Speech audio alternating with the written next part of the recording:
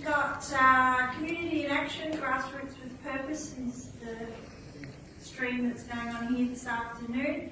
And our first speakers are extremely inspiring. We had 3 of these young ones on our tour with us yesterday, and a fantastic group of young people. So we've got Martha Gouniai, local Landcare coordinator for the Western Landcare in New South Wales, and Ali Baton, Western Landcare Youth Network, to present to us about this fabulous project you're doing out there. So hello, welcome everyone. My name is Martha Gouniai. I'm the local Landcare coordinator from Broken Hill for Western Landcare, New South Wales. And up on the stage here, I'm joined by 5 of the participants of the Western Landcare Youth Network for 2018. And while I won't be going into detail about the youth network itself and the program and all the rest of it, that's all information you can find elsewhere we can discuss later, I will be going into the founding principles of the youth network as a model for youth engagement and what we've learned from engaging with youth using this model, and what we can learn from others and what we can share with each other. So this thing is a bit slow, so apologies if I have to.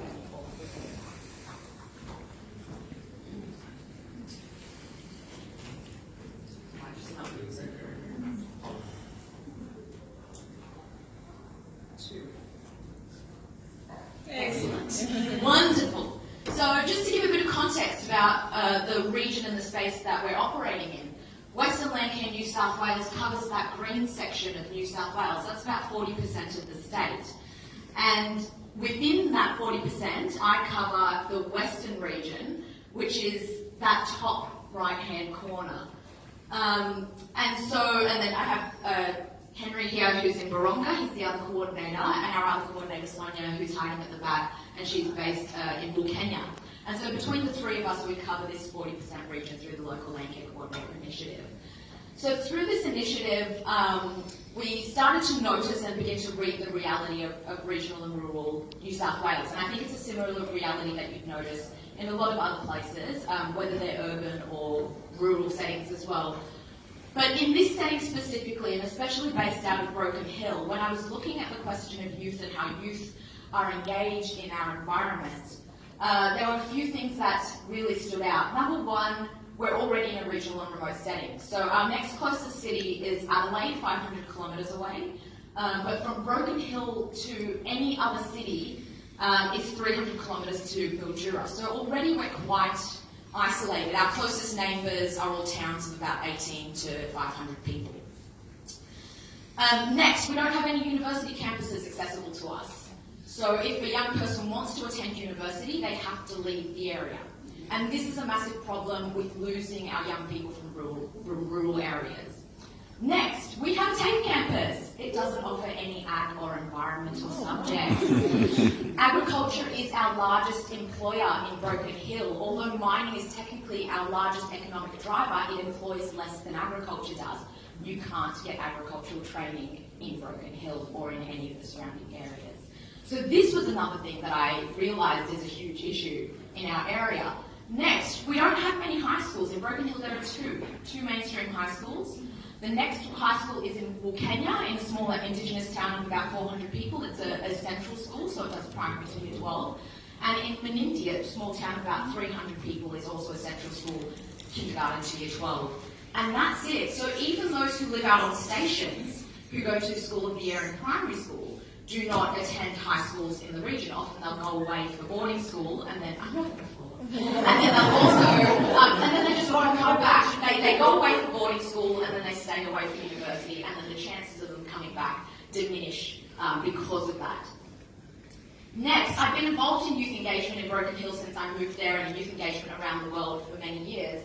And every time I was invited to collaborate with any of the youth network agencies like the PCYC and the like, I realised that youth engagement, as we've been doing it so far, is often haphazard and very solidly based around entertaining. There's just nothing for young people to do. That's why they run amok.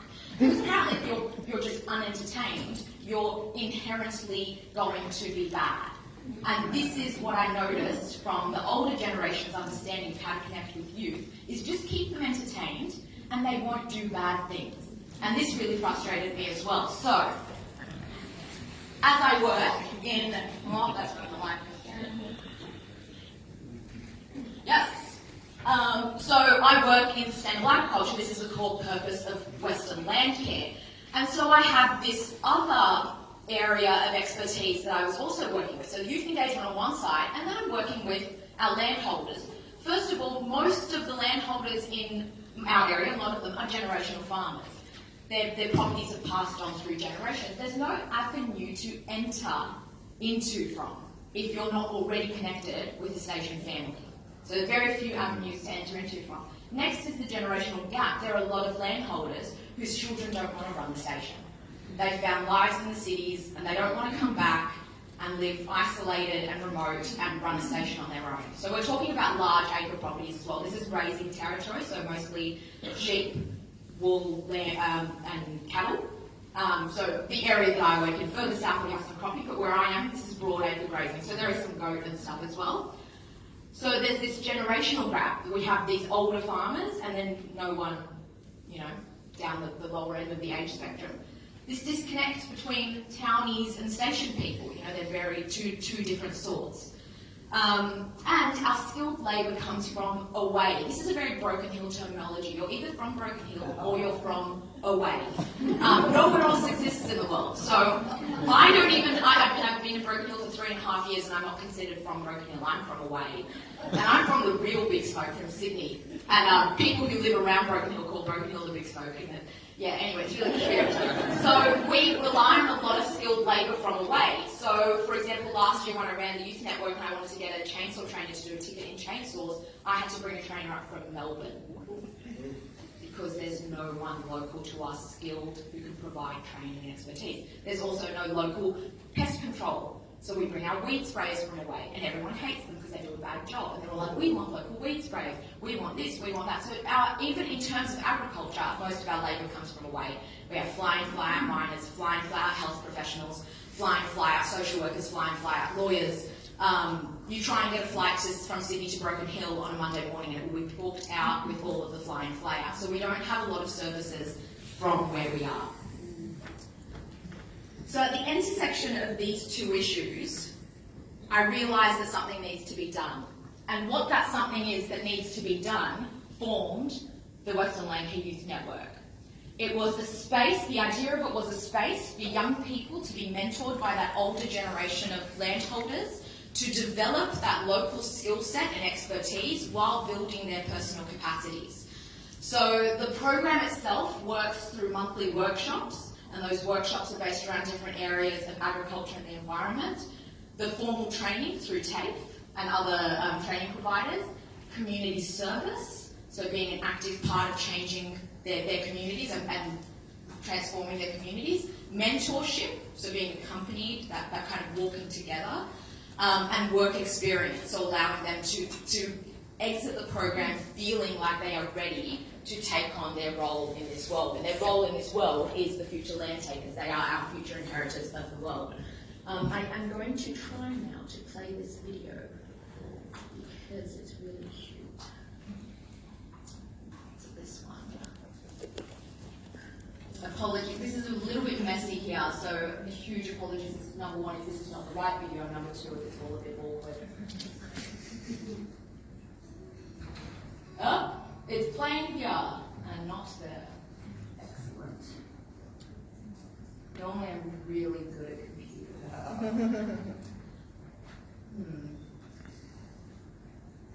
Okay, if it doesn't play, that's okay. I'll try and play it at the end and we can watch all the cute videos together. Because I don't want to take up anyone else's time.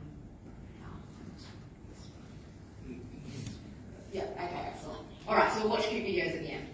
So essentially, looking at the way that youth engagement had been done prior, I knew that this program couldn't just look like a skills to work program, an employment program. These things had been done and had failed already.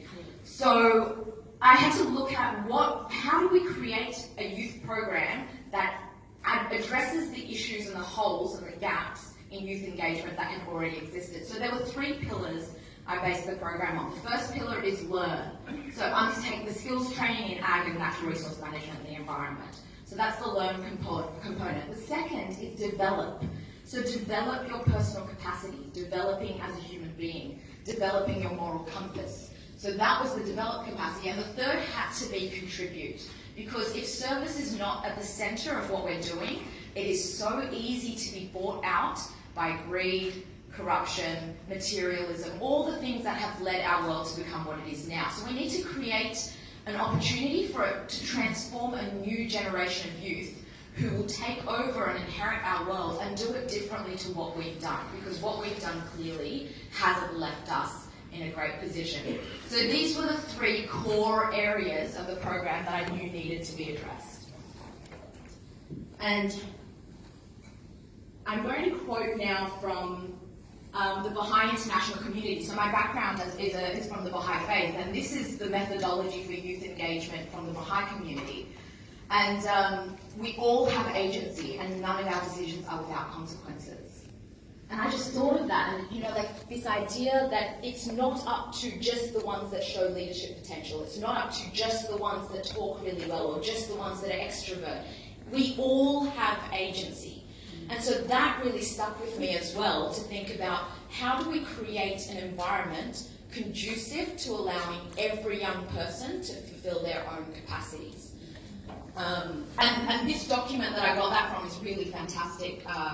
So if anyone would like to read it, please let me know. So again, from the Baha'i international community, develop capacities that will be needed to sustain an ever-advancing global community. So this was the underlying. How do we develop capacities that are needed to sustain an ever-advancing global community? Forge a shared vision of the future and pursue it through acts of collective volition. That was the idea of these collective acts of service that the young people would undertake. A shared vision being that we are making the world a better place. Support young people's resolve to make the sustainable advancement of civilization a personal concern. So we tie everything back to how it affects us and the world that we actually live in, rather than making it this faraway thing that's happening away from us. And again, combating climate change will increasingly need to be the work of preparing society's youngest members. And in what regard do we prepare society's youngest members? And I likened this in my head to the way that we care for the environment. We are caring for every plant, shrub, and natural creature that lives in the environment based on its capacity.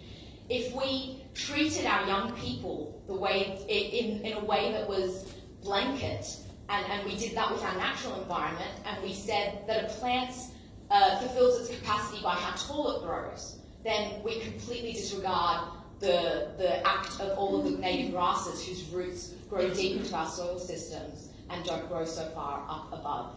If we only rated our natural environment on the ability of a plant to spread, then we disregard the purpose and agency of trees that stand in one place and cement themselves and stay there for hundreds of years. And so these kinds of ways, the way that we care for the natural environment, the biodiversity that we need to maintain in the natural environment, made me think about the environments that we create for young people to thrive in. And just like a diverse garden, every single one of these young people is diverse and will not show their capacities in the same way. Some of them will not stand up with a microphone and speak in front of all of you. That does not mean they're not fulfilling their capacities to serve. Some of them will not be, running big enterprises and leaving town and pursuing their thing. That does not mean they're not fulfilling their capacity to serve. So how do we let them find their own agency? And what is the social environment we need to cultivate to ensure that we have healthy young people, in the same way that we need to cultivate our physical environment to ensure we have healthy soils, biodiversity, and healthy ground cover? So all of this underpins the way that the youth network is structured. And I was going to put a really nice speech there from Kagan, but we'll see if we have time. It's just fantastic of him speaking at the Climate Wise Forum, and it was just how he spoke was fantastic. So here are some core values. Establishing a sense of purpose rather than pursuing entertainment. I hate the notion that you have to make something fun for young people to be engaged. It is not entertainment that they are pursuing, it is a sense of purpose. Every time someone comes up to me and says, you work with young people, we've got some footy stars we're bringing to town, they're going to run a youth workshop, some footy workshop and a boxing clinic. You don't even want to I say, how dare you degrade young people to only needing to be entertained? These young people are altruistic, idealistic, optimistic. They do not want entertainment. They want passion and purpose. And that is what is lacking from the way that we interact with youth. This haphazard throw in a celebrity and think that that's going to get them inspired. Sorry, I get a bit feisty sometimes. I was just yelling at the NLP people before, so okay, invite collaboration. We shouldn't have youth engagement separate to everything else that we do. Have it collaborative. The way that I work with schools, the parents, other NRM bodies in this program, everyone's invited. I had the deputy principal of a school call me on a Friday afternoon, the Friday afternoon before we were about to go out and do a week of TAFE training with motorbikes and quad bikes, and I invited specifically one of the students from that school to attend this week who wasn't normally meant to attend the training weeks. Deputy principal called me on the Friday afternoon and said, Martha, your student is being suspended. She brought alcohol to school. And I said, that's completely out of character for her. He said, I know. He said, she's going to be suspended from Monday. That means she misses the TAFE training week. What do I do? How many times does the deputy principal come to someone who is not from the education department and say, tell me what you think I should do? And I said, you can let this girl stay home for a week. She's going to resent you. She's going to resent school. And whatever it is that's causing her to disengage socially and do something reckless, like bringing alcohol to school, is going to continue. Or you can send her for a week with these kids, these fantastic young people who are a little bit older than her. I can mentor her through that week. She can still serve her suspension later. And that's what I put to you. Let her then realise what she misses when she makes those kinds of choices. He called me on the Saturday and said, Martha, you're the reason she's going to attend next week. That kind of collaboration, not letting anyone fall behind, is what this youth network is about. It's making sure that each one of them has the right to fulfil their potential. So that's inviting collaboration. I'm going to go really quickly because I want to give these guys a chance to speak. You're running out of time. I know. Okay, the next one, create environments conducive to joy. It's not about making it fun. It's making an environment that allows everything to be fun. In this picture, they were doing meat baits. These meat baits stink. They're bloody. There's maggots on them. They were preparing 50,000 meat baits for our aerial baiting program for wild dogs and foxes. And they had the best time. They did it again. They keep asking to do it. What, was it you that was gagging while you were doing it? Didn't stop her. She was gagging from the smell of it. It's disgusting. But it was fun. Not because we made the activity fun, because we made the environment conducive to joy. And that's the difference. Fun will come as a consequence. It is not your ultimate purpose. And this is the last one. To have service at the core of your endeavours. So here they had done their chemical accreditation and then went out onto someone's station and helped spray their prickly pear and wheel cactus. So service should be at the core of these young people's endeavours. It is what allows them to then take agency and ownership of the world that they stand to inherit. If they know that I can do these things without having a degree, or without having to be an adult, or without having to be able to drive, that's really, really, really special. So just very quickly, so impact and outcomes, everyone cares about this. Pretty much, I ran the pilot program last year with a budget of $27,000. This year I ran it with a budget of $90,000. Increased participation from 13 young people to 20. And the feedback from parents and families has been fantastic. So just a little bit about the 2017 program. It happened over 6 days. This year it's happening over 10 months. Anyways, all of this can be discussed later. What I really want to do is invite Ali as a participant to speak about her experience from her perspective rather than just hearing it from me.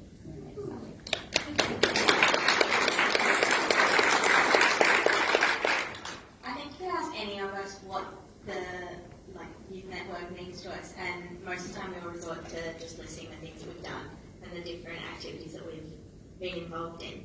But I think it's really important to point out that the youth network's given us a second family. It's all given us a connection to people that we never would have met, even though our community is so small. Out of everyone sitting here, I only knew Kagan before. That's me.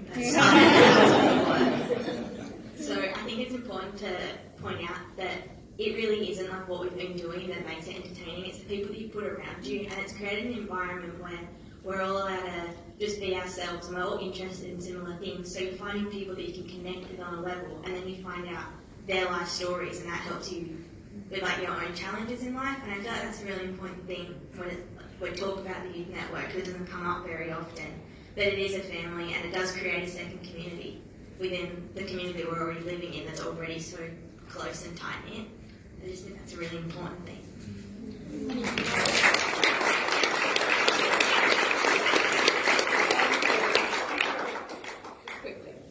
I don't know what you want me to say. I don't want you to say anything. You're free.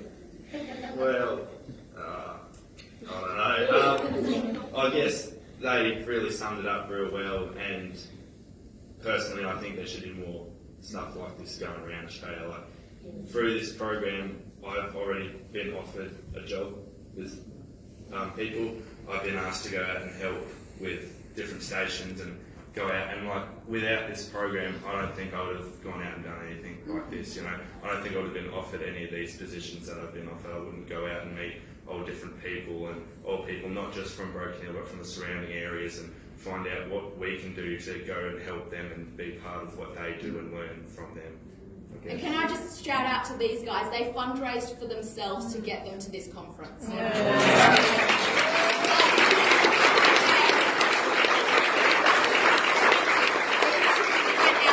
Got sponsorship from Coles and Baker's Delight and the meat shop, and set up the barbecue, and we're out barbecuing from like 8 o'clock, 7 o'clock in the morning to raise the money to get them to come to this conference themselves.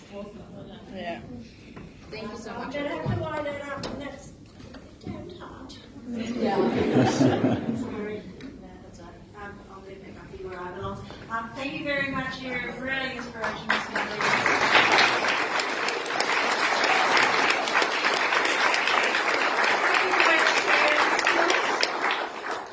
Sharing skills. For those of us like me who've been around too long and have gone through some of the training programs of the past in Landcare, this is a much better one.